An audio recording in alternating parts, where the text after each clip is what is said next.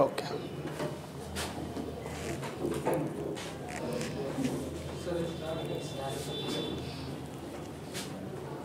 Start है।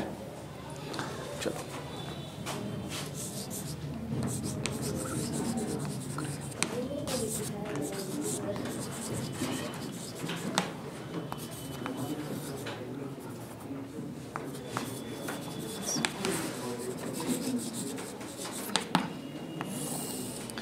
अभी देश दुनिया में सबसे ज़्यादा जो अभी चर्चा का विषय बना हुआ है वो रसिया और यूक्रेन का आपसी विवाद।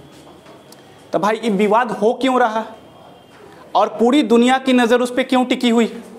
आप इसको समझने के लिए सबसे इम्पॉर्टेंट बात यह है कि आप यूक्रेन और रसिया का ज्योग्राफिकल पोजीशन देखिए। एक समय था जिस समय यूक्रेन रसिया का ही पार्ट था और जब यूएसएसआर टूटा तो उसमें से कई देश बाहर निकले और उसी में से यूक्रेन भी बाहर निकला। आप जब मैप पे देखिएगा ये इतना बड़ा है रसिया, पूरा इधर से लेके पूरा इधर तक, और ये पार्ट जो है ये है यूक्रेन का, एकदम सटा हुआ है यूक्रेन का, ठीक है। और यूक्रेन 1991 में रसिया से आज़ाद हो गया। यूक्रेन कहता है कि हम एक इंडिपेंडेंट देश है, जबकि रसिया इस बात को मानने को तैयार नहीं है। यह भी विवाद का कारण नहीं है। विवाद अभी रिसेंटली इस बात पे बढ़ा है गैस के लिए। आपको पता होगा रसिया जो है दुनिया का सबसे बड़ा गैस उत्पादक देश है। दुनिया में उससे ज़्यादा गैस का प्रोडक्शन, नेचुरल गैस का प्रोडक्शन कहीं भी दुनिया भर में नहीं होता।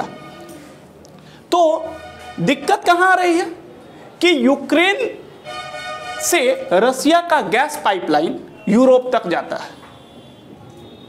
गैस पाइपलाइन उसी से पूरा रसिया जो है वो पूरे यूरोप को गैस सप्लाई करता है और रसिया के कारण ही पूरा यूरोप जो है वो ठंड से बचा हुआ रहता है। चूंकि गैस नहीं जाएगा तो वहाँ पे मुश्किल हालात हो जाएंगे, लोग ठंड के मारे मर जाएंगे। चूंकि उन लोग का बिजली उजली सारा कुछ जो है उसी गैस, जितना भी वहाँ पे पावर प्लांट है जहाँ से बिजली उत्पादन होता है वो सब कुछ उसी पर निर्भर है, ठीक है। अब सबसे ज़्यादा सवाल इम्पोर्टेंट बात है कि भाई लड़ तो रहा है यहाँ यूक्रेन और रसिया, इसमें अमेरिका काहे टपक गया? तो इसमें अमेरिका का अपना स्वार्थ है। अमेरिका के बारे में एक खास बात हम लोग हैं जानते हैं कि अमेरिका एक बिजनेस माइंडेड कंट्री, सब दिन से अमेरिका सब दिन से एक बनिया वाला चाल का है। उसको जिधर प्रॉफिट दिखा उधर गया। अब बताइए, देखिए ज्योग्राफिकल पोजीशन देखिए, यूनाइटेड स्टेट्स कहाँ है और यूक्रेन कहाँ है, दूर दूर तक कोई लेना देना नहीं, लेकिन तब भी इस बीच में कूद गए हुए हैं। चाहे यूरोपियन कंट्रीज भी बहुत कूदा हुआ है इसमें। इसका कारण है प्राकृतिक गैस। यहाँ यूक्रेन के रास्ते जो जाता है नेचुरल गैस पूरे यूरोप तक, यूक्रेन पोलैंड से होते हुए जर्मनी तक उसका गैस पाइपलाइन गया हुआ है। इसको टांग दीजिए ठीक से।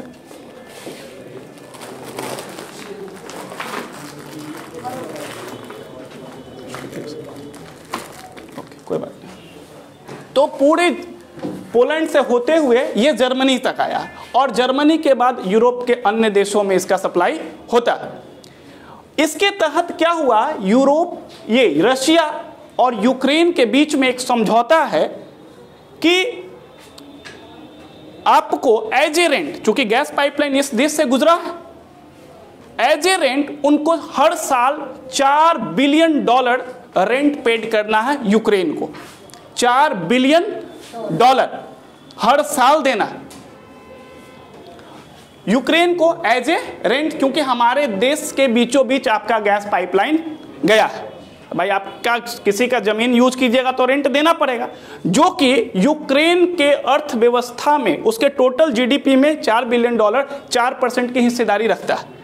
अब ये देखा रसिया कि अब मेरा बहुत पैसा रेंट में चला जाता है, इसलिए इसने एक अल्टरनेट व्यवस्था के बारे में सोची कि अब हम डायरेक्ट कैसे गैस पूरे जर्मनी तक पहुंचा दें, डायरेक्ट। और इसके लिए उसने क्या किया, समुद्र के रास्ते गैस पाइपलाइन बिछाना शुरू किया। और उसका ये काम जो है अब तुरंत पूरा होने वाला है। सीधे अब गैस पाइपलाइन बिछाया है जो सीधे समुद्र के रास्ते, समुद्र के बीचों बीच बिछाया है, किसी देश का यूज नहीं किया, सीधे बीचों बीच बिछाया है और जर्मनी में आया। इससे क्या होगा कि वो जर्मनी को डायरेक्ट यूक्रेन का बिना हेल्प लिए हुए, बिना पोलैंड के हेल्प लिए हुए वो पूरे यूरोप को गैस सप्लाई करेगा। अब इसमें देख रहा है रसिया कि मेरा $4 मिलियन बच रहा। यूक्रेन दूसरा बात है कि भाई आपसे एग्रीमेंट किए हुए थे कि आपको इतना दिन देना पड़ेगा, अब आप उस पर देने का, उसका देख रहा है कि मेरा तो पूरा जीडीपी ही इसी पे चलता, पूरा बैठ जाएगा। अब करेंगे तो क्या करेंगे, अब उपाय भी नहीं उसके पास। यहां तक तो बात समझ में आती है। अब बात यह है कि यूनाइटेड स्टेट्स को इसमें क्या लेना देना, यूएस को क्या लेना देना। यूएस देख रहा है रसिया ने जर्मनी से डील किया कि हम आपको प्राकृतिक गैस जो है वो अभी तक जितने दाम पे देते थे उससे आधे कीमत पे देंगे, क्योंकि उस समय तक इसका पैसा अब यूक्रेन को देना नहीं पड़ेगा। उसको पैसा जो डायरेक्ट पाइपलाइन डाला है तो उसको खर्चा कम होगा, तो आपको सस्ते कीमत पे। और भाई सस्ता अगर हमको कोई भी देगा तो हम इतना मूर्ख है कि हम महंगा खरीदने जाएंगे। यहीं पे बात आके फंस जा रहा है। अमेरिका देख रहा है एकदम प्योर बिजनेस माइंडेड देश है, इतना धोखाबाज देश कोई नहीं, ठीक है। इसको अमेरिका जिससे फायदा होगा उसके तरफ सट जाएगा और आपका यूज करने के बाद आपको छोड़ देगा। एकदम सब दिन से इसकी मेंटेलिटी ऐसे ही रही। देख लीजिए, इसका इतिहास पढ़िए। अभी सऊदी अरबिया खूब उनका सलमान के साथ, वहाँ के जो प्रिंस हैं उनके साथ खूब उठना बैठना, क्योंकि उनसे खूब पैसा बांटते हैं। जितने भी गल्फ कंट्रीज हैं उन सबको वो प्रमोट करता है, उनसे टैक्स वसूलता है, पैसे लेता है, उनको ज़्यादातर ऑयल सप्लाई करते हैं, बहुत बड़े पैमाने पे पैसा वसूलता है। दुनिया का सुपर पावर, दादागिरी एक तरह से। अफगानिस्तान में आपने कई सालों तक देखा, इराक में सद्दाम हुसैन का जिस समय सरकार था, अब इराक कहाँ और अमेरिका कहाँ, तब भी इराक में सेना रहा अमेरिका का ज़बरदस्ती। और इसका सबसे बड़ा कारण था ऑयल एंड नेचुरल गैस। वो फ्री में वहां से सारा एक्सपोर्ट करता चला गया इराक से। दुनिया का तीसरा चौथा सबसे बड़ा एक्सपोर्टर है इराक, इसलिए आज इराक उसको देखना पसंद नहीं करता। इराक से आप बराबर सुनते होंगे कि इराक से उसका झंझट चलते रहता है, ईरान से उसका बराबर टनमन होते रहता है। तो आप भाई आप दूसरे देश में क्यों दखल देने जाते हैं? दूसरे देश में दखल देने का क्या बात है? यहां पे यही दिक्कत है। अब ये अमेरिका देख रहा है कि अभी तक हम भी कुछ मात्रा में गैस सप्लाई देते थे यूरोप में, बहुत सारी अमेरिका की गैस कंपनीज जो थी यूरोप में काम करती थी। अब अमेरिका देख रहा है ये सारा तो हमारा खत्म हो जाएगा। अब जैसे ही ये सप्लाई देना शुरू करेगा हमारी सारी कंपनीज गई। तो यहां स्वार्थ अमेरिका का अपना है। वो कोई यूक्रेन के पीछे से अभी हमको दिखा रहा, मीडिया दिखा रहा इंटरनेशनल कि हम यूक्रेन के लिए लड़ रहे हैं, कोई यूक्रेन के लिए नहीं लड़ रहा, सब अपना अपना स्वार्थ साध रहा, समझे। यूक्रेन के लिए कोई लड़ाई नहीं हो रही है, यहाँ लड़ाई सिर्फ इस बात के हो रही है कि हमारा मार्केट कहीं कोलैप्स ना हो जाए, हमारा जितना पैसा आता है वो खत्म ना हो जाए। अमेरिका एकदम चतुर देश है, लोमड़ी वाला इसका चाल है, एकदम कनिंग चाल है।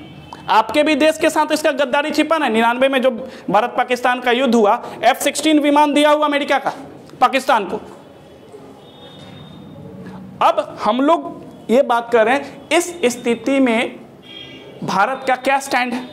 भारत तो इस पे हमारा अपना मतलब है कि भारत को रसिया के साथ होना चाहिए, क्योंकि इतिहास इस बात का गवाह है कि जब जब हमको जरूरत पड़ी है अमेरिका ने हमारा साथ छोड़ दिया। इसलिए ये मतलब हमारी अपनी मंशा है, हम नहीं जानते कि दूसरा देश क्या सोचता है और मोदी जी 56 इंच वाले क्या सोचते हैं, ठीक है, हमको ये बारे में नहीं पता, ठीक है। लेकिन गद्दारी तो अमेरिका के एकदम खून में है। आपसे फायदा है, अभी देख रहा है कि भारत से पास, अब देखते हैं ना बराबर अमेरिका दौरा करते हैं मोदी जी। हाँ, ट्रम्प साहब से कई बार मिलने गए, उनके लिए हाउडी मोदी और वेलकम ट्रम्प का प्रचार प्रसार खूब किए। तो अभी अमेरिका देख रहा है कि इंडिया एक ग्लोबलाइज देश हो गया, बहुत पावरफुल होते जा रहा है। इसके पीछे भी कारण है, अमेरिका का भारत के साथ सटने का कारण है चाइना, क्योंकि चाइना दुनिया में तेजी से आगे बढ़ रहा है और ये चीज अमेरिका से बर्दाश्त नहीं हो रहा। भाई एक म्यान में तो दो तलवार नहीं रहेगा, एक सिंगल अभी सुपर पावर है, राज भोगते, अब दूसरा सुपर पावर को बनते हुए वो देखना नहीं चाहता।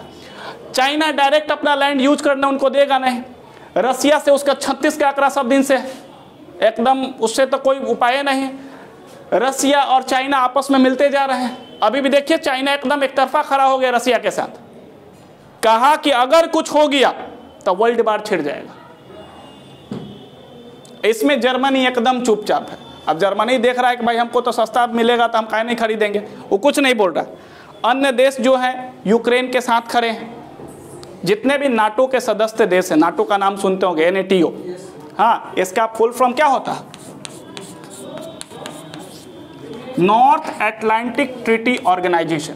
27-28 देश इसके मेंबर्स हैं, ज़्यादातर यूरोपियन कंट्रीज है इसके मेंबर्स, अमेरिका भी उसका मेंबर है, ठीक है। तो यूक्रेन चाहता है नाटो का सदस्य बन जाना। इसका उद्देश्य क्या है नाटो बनाने का? 27-28 जो देश हैं वो देश जो है पॉलिटिकली, इकोनॉमिकली और मिलिट्री रूप से एक दूसरे को हेल्प करते हैं। अगर किसी तरह का कोई परेशानी आ जाता है तो जितने भी नाटो के सदस्य देश हैं वो सब हेल्प करते हैं। तो यूक्रेन चाहता है इसका नाटो का, उसने कहा है कि 2024 में हम नाटो के सदस्यता के लिए अप्लाई करेंगे और EU का मेंबर बन जाएंगे।